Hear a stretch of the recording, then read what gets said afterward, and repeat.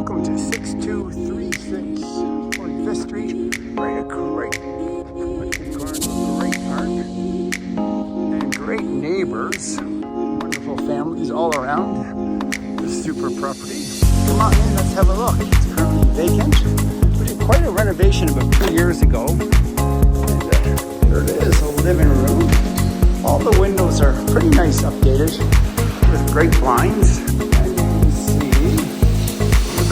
And we're just getting it cleaned up after a recent move out from tenants, professionally cleaned. This is more or less bedroom number 3. I don't think any of these rooms actually have closets. Closet doors, I mean. Let's go to bedroom number 2, probably. All the windows have screens. Closet door on that one. And bedroom number 3.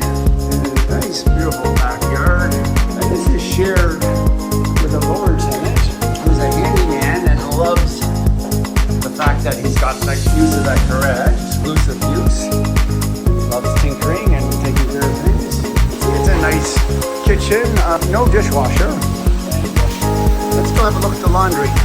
Hi there, here we go. And laundry, and with a little bit of storage. So it's shared laundry with the lower suite.